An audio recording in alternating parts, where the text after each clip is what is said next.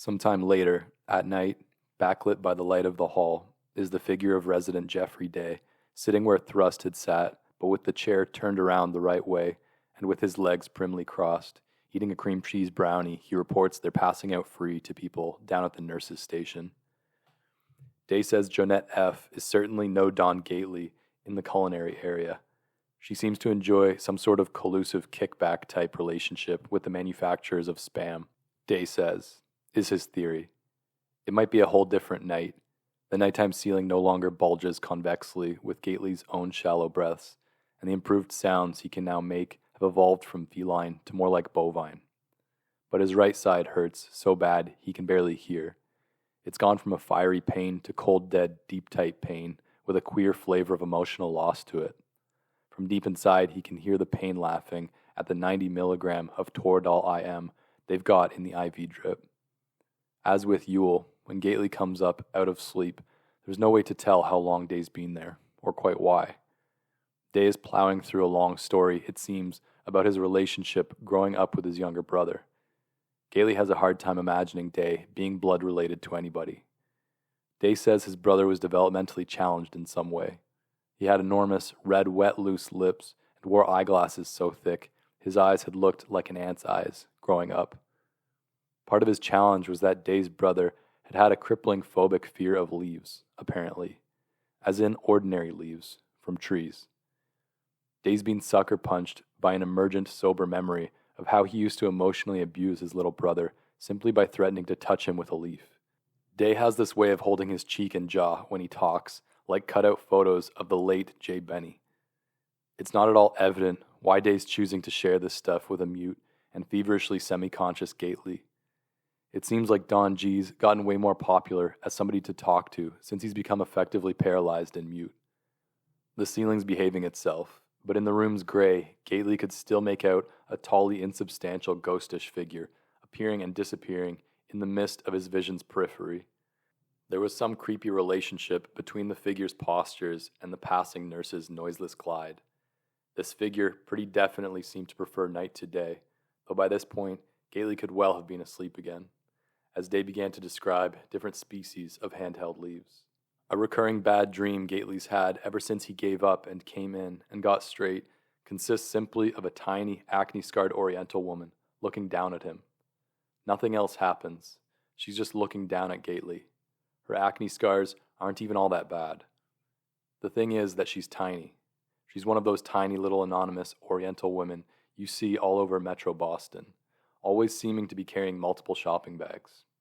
But in the recurring dream, she's looking down at him. From his perspective, he's looking up and she's looking down, which means Gately in the dream is either A, lying down on his back, looking vulnerably up at her, or B, is himself even more incredibly tiny than the woman. Involved in the dream also, in a menacing way somehow, is a dog standing rigidly in the distance, past the Oriental woman, motionless and rigid, in profile, standing there still and straight as a toy. The Oriental woman has no particular expression and never says anything, though her face's scars have a certain elusive pattern to them that seems like it wants to mean something. When Gately opens his eyes, again, Jeffrey Day's gone, and his hospital bed, with its railings and IV bottles on stands, has been moved way over so that it's right up next to the bed of whoever the person in the room's other bed is. So it's like Gately and this unknown patient are a sexless old couple, sleeping together but in separate beds.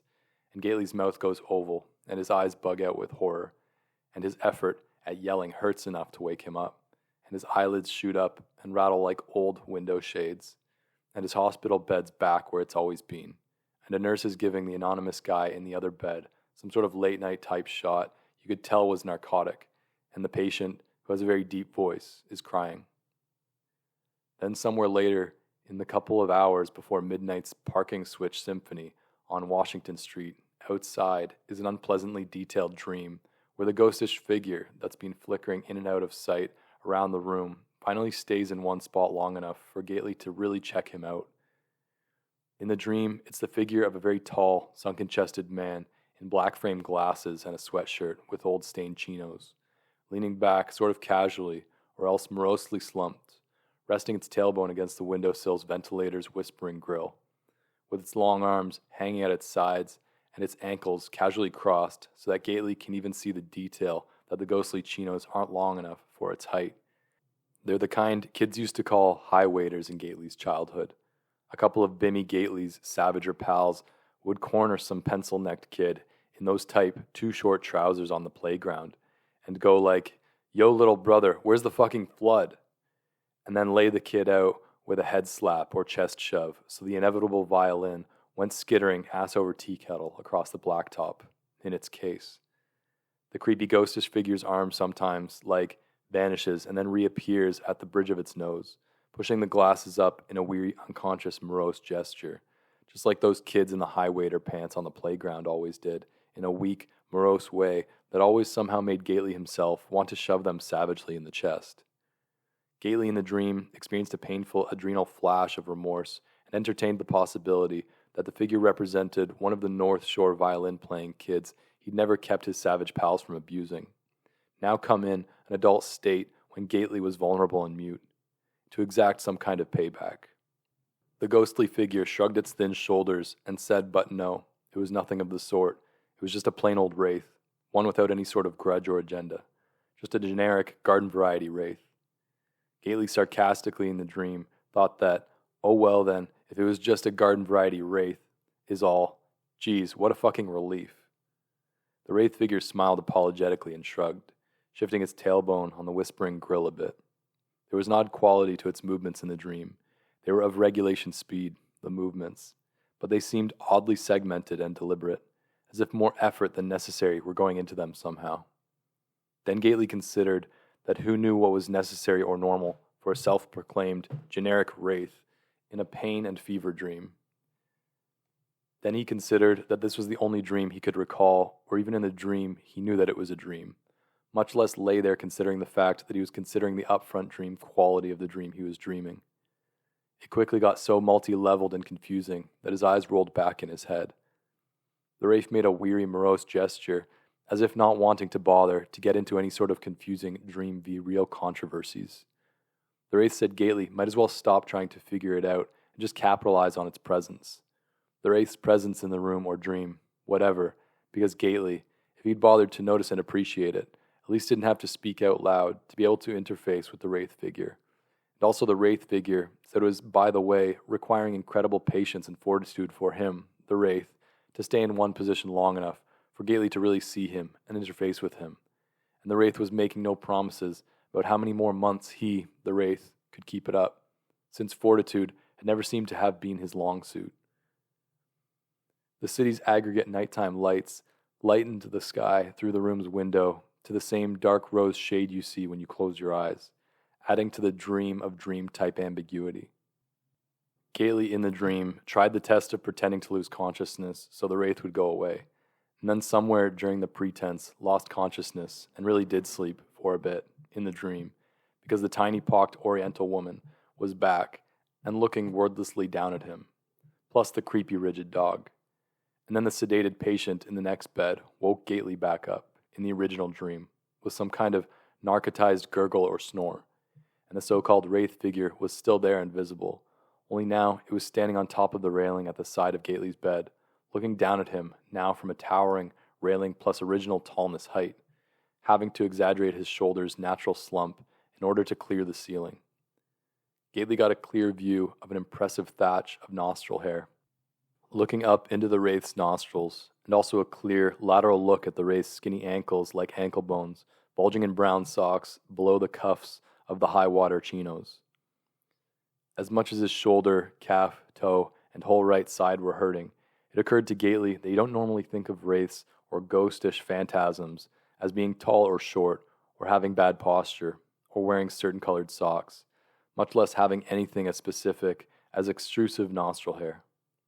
There was a degree of, specificness about this figure in this dream that Gately found troubling, much less having the unpleasant old Oriental woman dream inside this dream right here. He began to wish again that he could call out for assistance or to wake himself up, but now not even moos or mews would come. All he could seem to do was pant real hard, as if the air was like totally missing his vocal box, or like his vocal box was totally demapped from nerve damage in his shoulder, and now just sort of hung there, all withered and dry, like an old hornet nest, while air rushed out Gately's throat all around it. His throat still didn't feel right. It was exactly the suffocated speechlessness in dreams, nightmares, Gately realized. This was both terrifying and reassuring, somehow. Evidence for the dream element, and so on and so forth. The wraith was looking down at him and nodding sympathetically. The wraith could empathize totally, it said. The wraith said even a garden variety wraith could move at the speed of quanta and be anywhere, anytime, and hear in symphonic toto the thoughts of animate men. But it couldn't ordinarily affect anybody or anything solid, and it could never speak right to anybody. A wraith had no out-loud voice of its own, and had to use somebody's internal brain voice if it wanted to try to communicate something, which was why thoughts and insights that were coming from some wraith always just sound like your own thoughts, from inside your own head, if a wraith's trying to interface with you. The wraith says, by way of illustration, consider phenomena like intuition or inspiration or hunches. When someone, for instance, says a little voice inside was telling them such and such on an intuitive basis.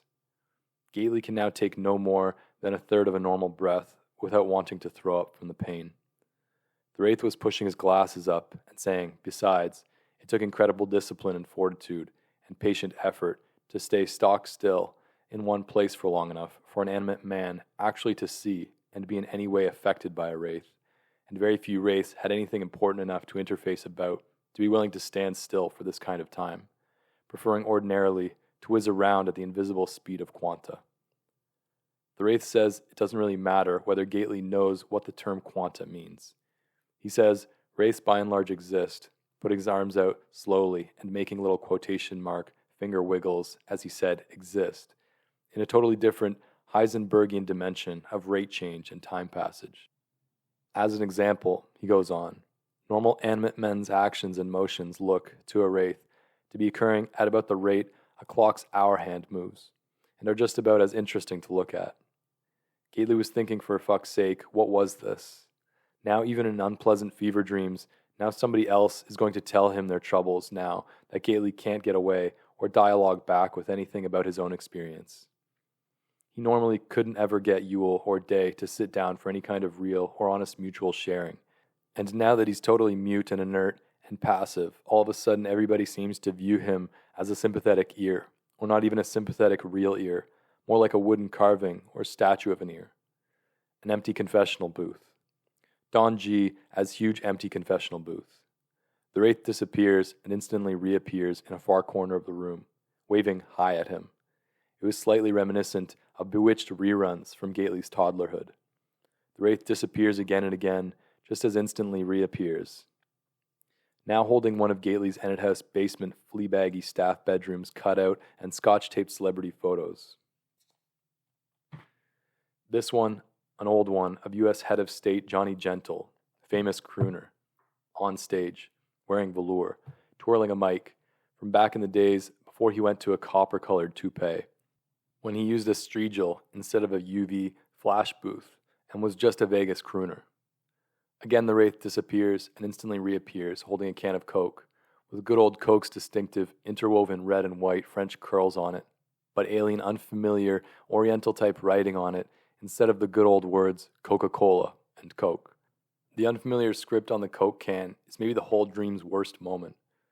The wraith walks jerkily and over-deliberately across the floor and then up a wall, occasionally disappearing and then reappearing, sort of fluttering mistily, and ends up standing upside down on the hospital room's drop ceiling, directly over Gately, and holds one knee to its sunken chest and starts doing what Gately would know were pirouettes if he'd ever once been exposed to ballet, pirouetting faster and faster, and then so fast the wraith's nothing but a long stalk of sweatshirt and Coke can-colored light that seems to extrude from the ceiling.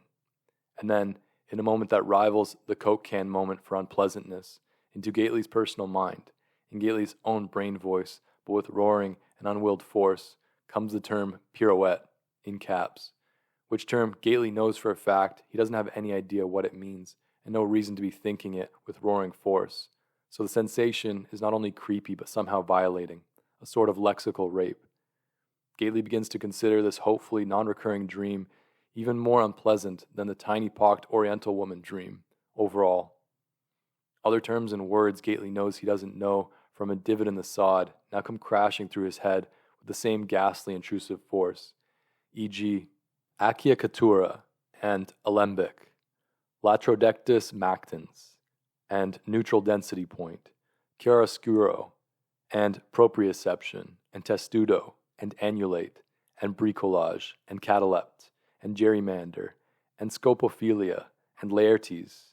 And all of a sudden it occurs to Gately the aforethought extruding, strigil, and lexical themselves, and lordosis, and impost, and sinistral, and meniscus, and chronaxi, and poor Yorick, and Lucullus, and Cerise Montclair, and then Desica Neo Real Crane-Dolly, and circumambient foundramaleverate marriage, and then more lexical terms and words speeding up to chipmunkish, and then heliated, and then all the way up to a sound like a mosquito on speed.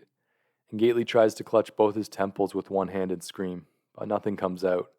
When the wraith reappears, it's seated way up behind him, where Gately has to let his eyes roll way back in his head to see him.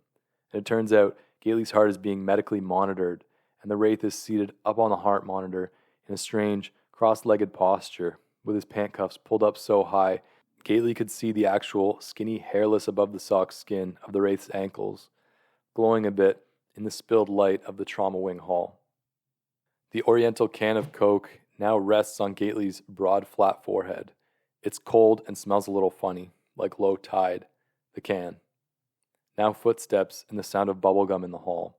An orderly shines a flashlight in and plays it over Gately and the narcotized roommate and environs, and makes marks on a clipboard while blowing a small orange bubble. It's not like the light passes through the wraith or anything dramatic.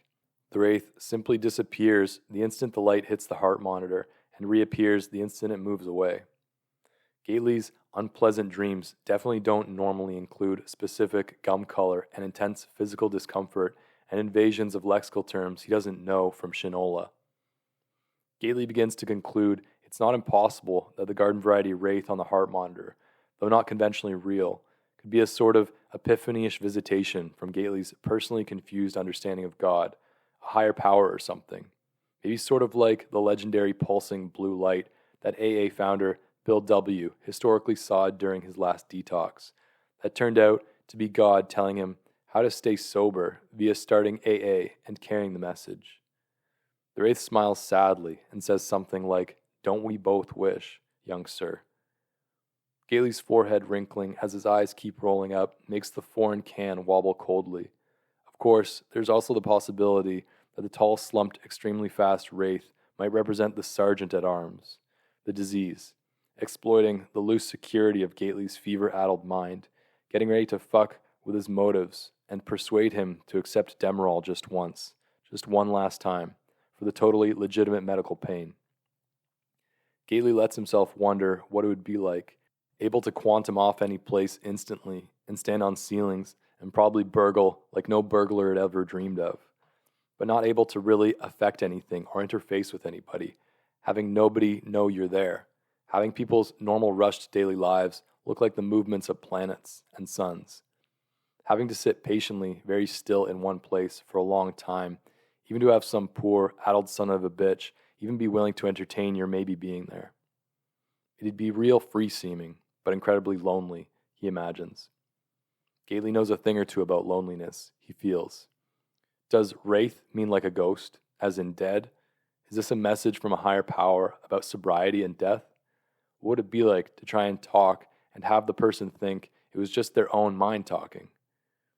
Gately could maybe identify, to an extent, he decides. This is the only time he's ever been struck dumb, except for a brief but nasty bout of pleuritic laryngitis he'd had when he was 24 and sleeping on the cold beach up in Gloucester. And he doesn't like it a bit, the being struck dumb. It's like some combination of invisibility and being buried alive, in terms of the feeling. It's like being strangled somewhere deeper inside you than your neck. Gately imagines himself with a piratical hook, unable to speak on commitments because he can only gurgle and pant, doomed to an AA life of ashtrays and urns. The wraith reaches down and removes the can of un-American tonic from Gately's forehead and assures Gately he can more than identify with an animate man's feelings of communicative impotence and mute strangulation. Gately's thoughts become agitated as he tries to yell mentally that he never said a fucking thing about impotence. He's got a way clearer and more direct view of the wraith's extreme nostril hair situation than he'd prefer to. The wraith hefts the can absently and says age 28 seems old enough for Gately to remember U.S. broadcast television's old network situation comedies of the BS 80s and 90s, probably. Gately has to smile at the wraith's cluelessness. Gately's after all a fucking drug addict, and a drug addict's second most meaningful relationship is always with its domestic entertainment unit, TV/VCR or HDTP. A drug addict may be the only human species whose own personal vision has a vertical hold, for Christ's sake, he thinks. And Gately, even in recovery, can still summon great verbatim chunks not only of drug-addicted adolescence's Seinfeld and Ren and Stimpy, and "Oo is E when E's at home," and Exposed Northerners, but also the syndicated Bewitched, and Hazel, and ubiquitous MASH he grew to monstrous childhood size in front of, and especially the hometown ensemble casted Cheers, both the late network version with the stacked brunette and the syndicated older ones with the titless blonde, which Gately, even after the switch over to interlace and HDTP dissemination, felt like he had a special personal relationship with Cheers, not only because everybody on the show always had a cold foamer in hand, just like in real life, but because Gately's big childhood claim to recognition had been his eerie resemblance to the huge, necklace, simian-browed accountant, Nom, who more or less seemed to live at the bar, and was unkind, but not cruel, and drank foamer after foamer without once hitting anybody's mom or pitching over sideways and passing out in vomit somebody else had to clean up, and who'd looked, right down to the massive square head and Neanderthal brow and paddle-sized thumbs, eerie like the child D.W. Bim Gately, hulking and necklace and shy, riding his broom handle, Sir Osis of Thulliver. And the wraith on the heart monitor looks pensively down at Gately from upside down and asks, does Gately remember the myriad thespian extras on, for example, his beloved Cheers? Not the center stage Sam and Carla and Nom, but the nameless patrons always at tables, filling out the bar's crowd, concessions to realism, always relegated to back and foreground, and always having utterly silent conversations. Their faces would animate and mouths move realistically, but without sound. Only the named stars of the bar itself could audibilize. The wraith says these fractional actors, human scenery, could be seen but not heard in most pieces of filmed entertainment. And Gately remembers them, the extras in all public scenes, especially like bar and restaurant scenes, or rather remembers how he doesn't quite remember them, how it never struck his addled mind as in fact surreal that their mouths moved but nothing emerged. And what a miserable fucking bottom-run job that must be for an actor, to be sort of human furniture. Figurants, the wraith says they're called. These surreally mute background presences whose presence really revealed that the camera, like any eye, has a perceptual corner, a triage of who's important enough to be seen and heard, v. just seen. A term from ballet, originally. Figurant, the wraith explains. The wraith pushes his glasses up in a vaguely sniveling way of a kid that's just got slapped around on the playground, and says he personally spent the vast bulk of his own former animate life as pretty much a figurant, furniture of the periphery of the very eyes closest to him. It turned out, and that it's one heck of a crummy way to try to live. Gately, whose increasing self-pity leaves little room or patience for anybody else's self-pity, tries to lift his left hand and wiggle his pinky to indicate the world's smallest viola, playing the theme from The Sorrow and the Pity. But even moving his left arm makes him almost faint, and either the wraith is saying or Gately is realizing that you can't appreciate the dramatic pathos of a figurant until you realize how completely trapped and encaged he is in his mute peripheral status.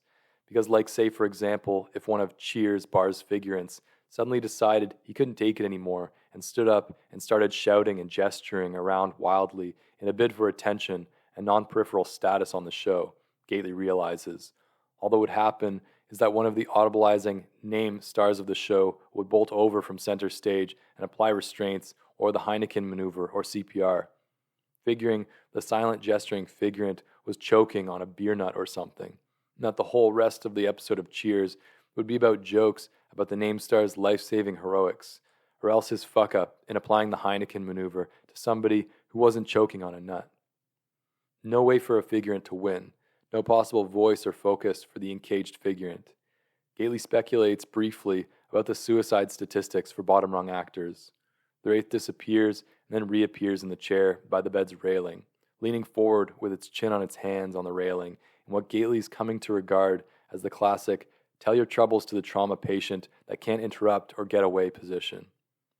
The wraith says that he himself, the wraith, when animate, had dabbled in filmed entertainments, as in making them, cartridges, for Gately's info, to either believe it or not. But in the entertainments the wraith himself made, he says he goddamn bloody well made sure that either the whole entertainment was silent, or else if it wasn't silent, that you could bloody well hear every single performer's voice, no matter how far out on the cinematographic or narrative periphery they were, and that it wasn't just the self-conscious overlapping dialogue of a poseur like Schwulst or Altman, i.e., it wasn't just the crafted imitation of oral chaos. It was real life's real egalitarian babble of figurantless crowds, of the animate world's real agora, the Babel. Footnote 342. Or possibly Babel. End of footnote 342. Of crowds every member of which was the central and articulate protagonist of his own entertainment. It occurs to Gately he's never had any sort of dream where somebody says anything like vast bulk, much less agora, which Gately interprets as a kind of expensive sweater. Which is why the wraith is continuing, the complete unfiguranted, egalitarian oral realism was why party line entertainment critics always complained that the wraith's entertainment's public area scenes were always incredibly dull and self-conscious and irritating, that they could never hear the really meaningful central narrative conversations for all the unfiltered babble of the peripheral crowd, which they assumed the babble/babel was some self-conscious, viewer-hostile heavy art directorial pose instead of radical realism. The wraith's grim smile almost disappears before it appears. Gately's slight tight smile back is the way you can always tell he's not really listening. He was remembering that he used to pretend to himself that the unviolent and sarcastic accountant Nom on Cheers was Gately's own organic father, straining to hold young Bimmy on his lap and letting him draw finger pictures in the condensation rings on the bar top. And when he was pissed off at Gately's mother being sarcastic and witty, instead of getting her down and administering horribly careful U.S. Navy brig-type beatings that hurt like hell but would never bruise or show. The can of foreign coke has left a ring on his forehead that's colder than the feverish skin around it, and Gately tries to concentrate on the cold of the ring instead of the dead cold, total ache on his whole right side, dextral, or the sober memory of his mother, Ms. Gately's ex-significant other, the little-eyed former MP in khaki skivvies, hunched drunk over his notebook's record of his Heinekens for the day, his tongue in the corner of his mouth, and his eyes scrunched as he tries to see a unitary enough notebook to write in. Gately's mother on the floor, trying to crawl off toward the lockable bathroom quietly enough so the MP wouldn't notice her again. The wraith says just to give Gately an idea, he, the wraith, in order to appear as visible an interface with him, Gately, he, the wraith, has been sitting, still as a root, in the chair by Gately's bedside for the wraith equivalent of 3 weeks, which Gately can't even imagine. It occurs to Gately that none of the people that have dropped by to tell him their troubles has bothered to say how many days he's been in the trauma wing now, or what day it's going to be when the sun comes up. And so Gately has no idea how long he's gone now without an AA meeting. Gately wishes his sponsor, ferocious Francis G., would hobble by instead of Ennis staff that want to talk about prostheses and residents who come just to share remembered wreckage with somebody they don't even think can even hear them, sort of the way a little kid confides to a dog. He doesn't let himself even contemplate why no finest or federally crew-cut guys have visited yet, if he's been in here a while, if they've been all over the house like hamsters on weed already, as Thrust had said. The seated shadow of somebody in a hat is still there, out there in the hall. Though, if the whole interlude was a dream, it isn't, and has never been there, Gately realizes, squinting a little to try to make sure the shadow is the shadow of a hat and not a fire extinguisher box on the hall wall or something. The wraith excuses himself and disappears but then reappears 2 slow blinks later, back in the same position. That was worth an excuse me, Gately thinks at the wraith dryly, almost laughing. The sheet of pain from the near laugh sent his eyes way up, back in his head. The chassis of the heart monitor doesn't look broad enough to support even a wraith's ass. The heart monitor is the silent kind.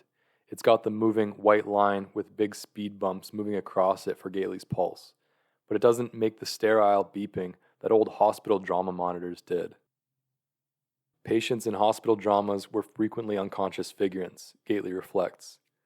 The wraith says he'd just paid a small quantumish call to the old spotless Brighton 2-decker of one ferocious Francis Gahaney, and from the way the old crocodile's shaving and putting on a clean white t-shirt, the wraith says, he predicts FF will be visiting the trauma wing soon to offer Gately unconditional empathy and fellowship and acerbic crocodilian counsel. Unless this was just Gately himself thinking this up to keep a stiff upper attitude, Gately thinks. The wraith pushes his glasses up sadly.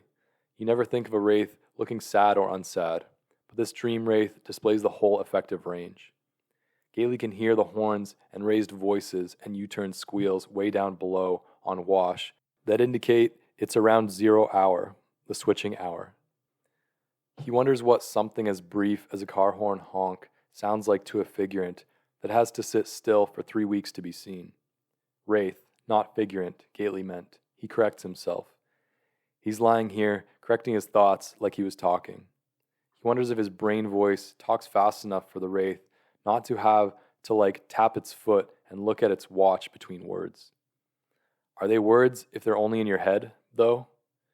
The wraith blows its nose in a hanky that's visibly seen better epochs and says he, the wraith, when alive in the world of animate men, had seen his own personal youngest offspring, a son, the one most like him, the one most marvelous and frightening to him, becoming a figurant, toward the end. His end, not the son's end, the wraith clarifies. Gately wonders if it offends the wraith when he sometimes refers to it mentally as it. The wraith opens and examines the used hanky, just like an alive person can never help but do, and says no horror on earth or elsewhere could equal watching your own offspring open his mouth and have nothing come out. The wraith says it mars the memory of the end of his animate life, this son's retreat to the periphery of life's frame. The wraith confesses that he had, at one time, blamed the boy's mother for his silence. But what good does that kind of thing do?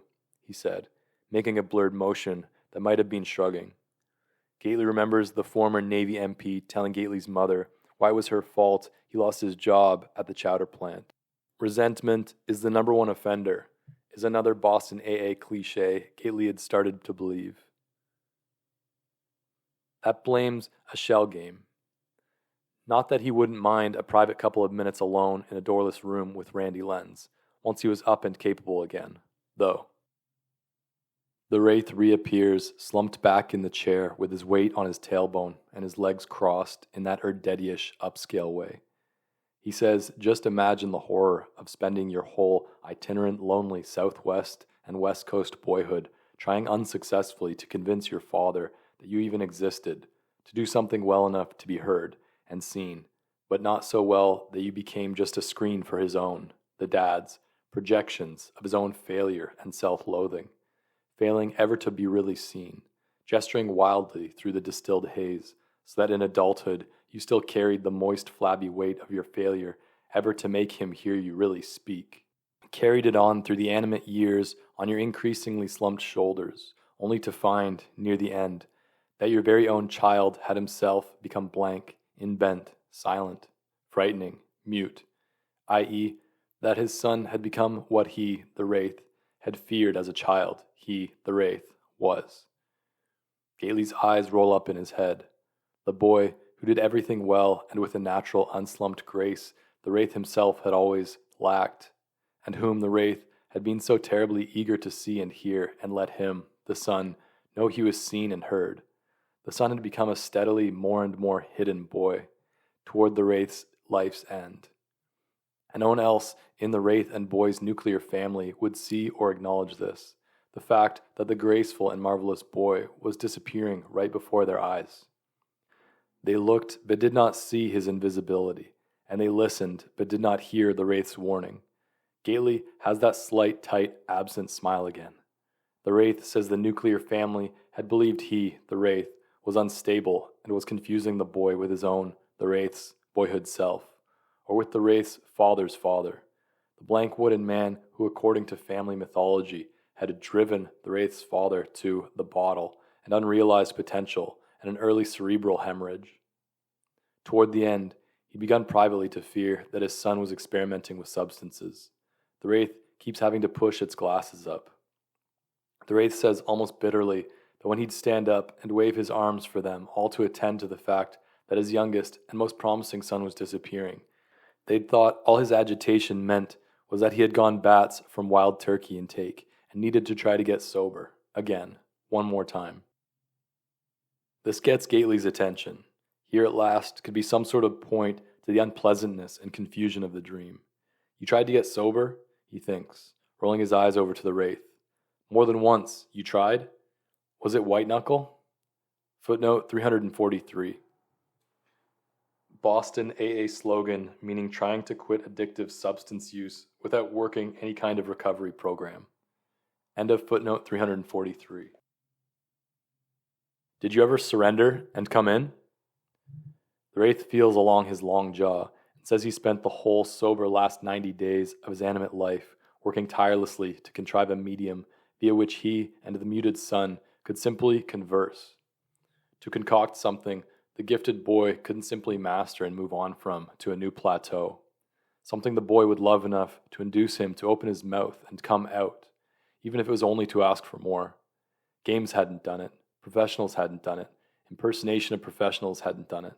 His last resort, entertainment. Make something so bloody compelling it would reverse thrust on a young self's fall into the womb of solipsism. Anhedonia, death in life. A magically entertaining toy to tangle at the infant, still somewhere alive in the boy, to make its eyes light and toothless mouth open unconsciously, to laugh, to bring him out of himself, as they say. The womb could be used both ways. A way to say, I am so very, very sorry, and have it heard. A lifelong dream. The scholars and foundations and disseminators never saw that his most serious wish was to entertain. Gately's not too agonized and feverish not to recognize gross self-pity when he hears it, wraith or no. As in the slogan, pour me, pour me a drink. With all due respect, pretty hard to believe this wraith could stay sober, if he needed to get sober, with the combination of abstraction and tragically misunderstood me attitude he's betraying, in the dream. He's been sober as a Mennonite quilter for 89 days, at the very tail end of his life, the wraith avers, now back up on the silent heart monitor. Though Boston AA had a humorless evangelical rabidity about it that had kept his attendance at meetings spotty, and he never could stand the vapid cliches and disdain for abstraction, not to mention the cigarette smoke. The atmosphere of the meeting rooms had been like a poker game in hell, had been his impression. The wraith stops and says he bets Gately's struggling to hide his curiosity about whether the wraith succeeded in coming up with a figurantless entertainment so thoroughly engaging it'd make even an inbent figurant of a boy laugh and cry out for more. Father figure-wise, Gately's tried his best these last few sober months to fend off uninvited memories of his own grim conversations and interchanges with the MP. The wraith on the monitor now bends sharply at the waist, way over forward so his face is upside down, only centimeters from Gately's face. The wraith's face is only about half the size of Gately's face, and has no odor, and responds vehemently that no, any conversation or interchange is better than none at all, to trust him on this, that the worst kind of gut-wrenching intergenerational interface is better than withdrawal or hiddenness on either side. The wraith apparently can't tell the difference between Gately just thinking to himself and Gately using his brain voice to sort of think at the wraith. His shoulder suddenly sends up a flare of pain so sickening Gately's afraid he might shit the bed. The wraith gasps and almost falls off the monitor, as if he can totally empathize with the dextral flare. Gately wonders if the wraith has to endure the same pain as Gately in order to hear his brain voice and have a conversation with him. Even in a dream, that'd be a higher price than anybody's ever paid to interface with D.W. Gately. Maybe the pain's supposed to lend credibility to some diseased argument for Demerol the wraith's going to make. Gately feels somehow too self-conscious or stupid to ask the wraith if it's here on behalf of the higher power or maybe the disease. So instead of thinking at the wraith, he simply concentrates on pretending to wonder to himself why the wraith is spending probably months of aggregate wraith time flitting around a hospital room and making pirouetted demonstrations with crooner photos and foreign tonic cans on the ceiling of some drug addict he doesn't know from a rock, instead of just quantuming over to wherever this alleged youngest son is and holding very still for wraith months and trying to have an interface with the fucking son. Though maybe thinking he was seeing his late organic dad as a ghost or wraith would drive the youngest son bats, though, might be the thing. The son didn't exactly sound like the steadiest hand on the old mental joystick as it was, from what the wraiths shared. Of course, this was assuming the mute figurant son even existed. This was assuming this wasn't all some roundabout way of the disease starting to talk Gately into succumbing to a shot of Demerol. He tries to concentrate on all this instead of remembering what Demerol's warm rush of utter well-being felt like, remembering the comfortable sound of the clunk of his chin against his chest, or instead of remembering any of his own interchanges with his mother's live-in retired MP. One of the highest prices of sobriety was not being able to keep from remembering things you didn't want to remember. See, for instance, Yule and the fraudulent grandiosity thing from his weeniest childhood. The ex-MP had referred to small children and toddlers as rugrats. It was not a term of gruff affection. The MP had made the toddler Don Gately return empty Heineken bottles to the neighborhood packy and then haul ass on back with the bottle deposits, timing him with a USN issue chronometer. He never laid a hand on Gately personally, that Don could recall, but he'd still been afraid of the MP. The MP had beaten his mother up on an almost daily basis. The most hazardous time for Gately's mother was between 8 Heinekens and 10 Heinekens, when the MP threw her on the floor and knelt down very intently over her, picking his spots and hitting her very intently. He looked like a lobster man pulling at his outboards rope. The MP was slightly shorter than Ms. Gately, but was broad and very muscular, and proud of his muscles, going shirtless whenever possible, or in like sleeveless khaki military tees. He had bars and weights and benches, and had taught the child Don Gately the fundamentals of free weight training, with special emphasis on control and form, as opposed to just sloppily lifting as much weight as possible. The weights were old and greasy, and their poundage pre-metric. The MP was very precise and controlled in his approach to things, in a way Gately had somehow come to associate with all blonde-haired men. When Gately, at age 10, began to be able to bench press more weight than the MP had not taken it in a good spirit and began refusing to spot him on his sets. The MP entered his own weights and repetitions carefully in a little notebook, pausing to do this after each set. He always licked the point of the pencil before he wrote, a habit Gately still finds repellent. In a different little notebook, the MP noted the date and time of each Heineken he consumed. He was the sort of person who equated incredibly careful record-keeping with control. In other words, he was by nature a turd counter. Gately had realized this at a very young age, and that it was bullshit and maybe crazy. The MP was very possibly crazy. The circumstances of his leaving the Navy were like shadowy. When Gately involuntarily remembers the MP now, he also remembers and wonders why, and feels bad, that he never once asked his mother about the MP. And why the fuck was he even there, and did she actually love him? And why did she love him when he flang her down and beat her up on a more or less daily basis for fucking years on end? The intensifying rose colors behind Gately's closed lids are from the hospital room lightening as the light outside the window gets licoricey and pre-dawn. Gately lies below the unoccupied heart monitor, snoring, so hard the railings on either side of his bed shiver and rattle. When the MP was sleeping or out of the house, Don Gately and Ms. Gately never once talked about him. His memory is clear on this. It wasn't just that they never discussed him, or the notebooks or weights or chronometer, or his beating up Ms. Gately. The MP's name was never even mentioned. The MP worked nights a lot, driving a cheese and egg delivery truck for Cheese King Inc., until he was terminated for embezzling wheels of Stilton and fencing them. then for a time on a mostly automated canning line, pulling a lever that sent New England chowder out of hundreds of spigots into hundreds of lidless cans with an indescribable plopping sound. And the Gately home was like a different world when the MP was working or out. It was like the very idea of the MP walked out the door with him, leaving Don and his mother not just behind but alone, together, at night, she on the couch and he on the floor, both gradually losing consciousness in front of broadcast TV's final seasons. Gately tries especially hard now to explore why it never occurred to him to step in and pull the MP off his mother, even after he could bench press more than the MP. The precise daily beatings had always seemed in some strangely emphatic way not his business. He rarely even felt anything, he remembers, watching him hit her. The MP was totally unshy about hitting her in front of Gately. It was like everybody unspokenly agreed the whole thing was none of Bimmy's beeswax. When he was a toddler, he'd flee the room and cry about it, he seems to recall. By a certain age, though, all he'd do is raise the volume on the television, not even bothering to look over at the beating, watching Cheers. Sometimes he'd leave the room and go into the garage and lift weights.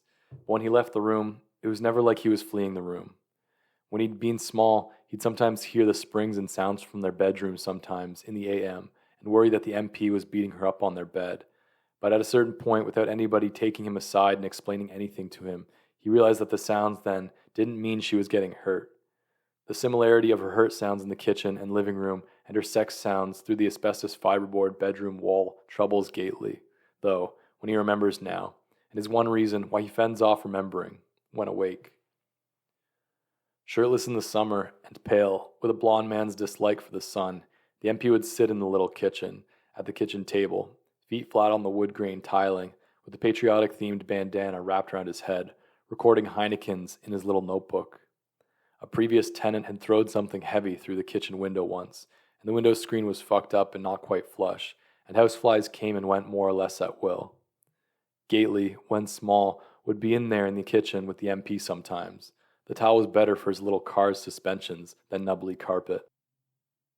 What Gately remembers, in pain, bubbling just under the lid of sleep, is the special and precise way the MP would handle the flies that came into the kitchen. He used no swatter or rolled cone of Herald. He had fast hands, the MP, thick and white and fast. He'd whack them as they lit on the kitchen table. The flies, but in a controlled way, not hard enough to kill them. He was very controlled and intent about it. He'd whack them just hard enough to disable them. Then he'd pick them up real precisely and remove either a wing or like a leg, something important to the fly. He'd take the wing or leg over to the beige kitchen wastebasket and very deliberately hike the lid with the foot pedal and deposit the tiny wing or leg in the wastebasket, bending at the waist. The memory is unbidden and very clear. The MP would wash his hands at the kitchen sink, using green generic dishwashing liquid. The maimed fly itself he'd ignore and allow to scuttle in crazed circles on the table until it got stuck in a sticky spot or fell off the edge onto the kitchen floor. The conversation with the MP that Gately re-experiences in minutely dreamed detail was the MP, at about 5 Heinekens, explaining that maiming a fly was way more effective than killing a fly, for flies. The fly was stuck in a sticky spot of dried Heineken and agitating its wing as the MP explained that a well-maimed fly produced tiny little fly screams of pain and fear. Human beings couldn't hear a maimed fly's screams, but you could bet your fat little rugrat ass other flies could, and the screams of their maimed colleagues helped keep them away. By the time the MP would put his head on his big pale arms and grab a little shut-eye among the Heineken bottles on the sun-heated table, there'd often be several flies trapped in goo or scuttling in circles on the table, sometimes giving odd little hops, trying to fly with one wing or no wings. Possibly in denial, these flies, as to their like condition. The ones that fell to the floor, Gately would hunch directly over on hands and knees, getting one big red ear down just as close to the fly as possible, listening, his big pink forehead wrinkled. What makes Gately most uncomfortable now, as he starts to try to wake up in the lemon light of true hospital morning, is that he can't remember putting the maimed flies out of their misery, ever, after the MP passed out. Can't mentally see himself stepping on them, or wrapping them in paper towels and flushing them down the toilet or something. But he feels like he must have. It seems somehow real vital to be able to remember his doing something more than just hunkering blankly down amid his transformer cars and trying to see if he could hear tiny agonized screams, listening very intently. but he can't for the life of him remember doing more than trying to hear, and the sheer cerebral stress of trying to force a more noble memory should have awakened him, on top of the dextral hurt. But he doesn't come all the way awake in the big crib until the memory's realistic dream bleeds into a nasty fictional dream where he's wearing Lenz's worsted topcoat and leaning very precisely and carefully over the prone figure of the Hawaiian-dressed Nuck, whose head he's whacked repeatedly against the hood's windshield. He's supporting his inclined weight on his good left hand against the warm, throbbing hood, bent in real close to the maimed head, his ear to the bleeding face, listening very intently. The head opens its red mouth. The wet start Gately finally wakes with jars his shoulder and side and sends a yellow sheet of pain over him that makes him almost scream into the window's light. For about a year, once at age 20 in Malden, he'd slept most nights in a home-built loft in the dorm of a certain graduate RN nursing program in Malden, with a ragingly addicted RN nursing student in the loft, which you needed a 5-rung ladder to get up into this loft, and the thing was only a couple of feet under the ceiling. And every a.m., Gately'd awaken out of some bad dream and sit up with a jolt and thwack his head against the ceiling, until after some time there was a permanent concavity in the ceiling and a flattish spot in the curve of the top of his forehead he can still feel, lying here blinking and holding his head with his good left hand. For a second, blinking in red with AM fever, he thinks he sees ferocious Francis G. in the bedside chair, chin freshly shaved and dotted with bits of Kleenex, posture stolid, his old man's saggy little tits rising slowly under a clean white tee, smiling grimly around blue tubes and an unlit cigar between his teeth and saying, "Well, kid, at least you're still on this side of the fucking sod. I guess there's something to be said for that." "And are you as yet sober, then?" the crocodile says coolly, disappearing and then not reappearing after several blinks. The forms and sound in the room is really only 3 white flaggers Gately's never known or connected with that well, but are apparently here stopping in on their way back to work, to show empathy and support. Bud O and Glenn K and Jack J. Glenn K in daytime wears the gray jumpsuit and complex utility belt of a refrigeration technician. "And who's the fellow in the hat outside?" he's asking. Gately grunts in a frantic way that suggests the phoneme ew. Tall, well-dressed, grumpy, cocky-looking, piggy-eyed, wearing a hat, civil service looking, black socks and brown shoes, Glenn K says, pointing out toward the door where there's sometimes been the ominous shadow of a hat. Gately's teeth taste long unbrushed.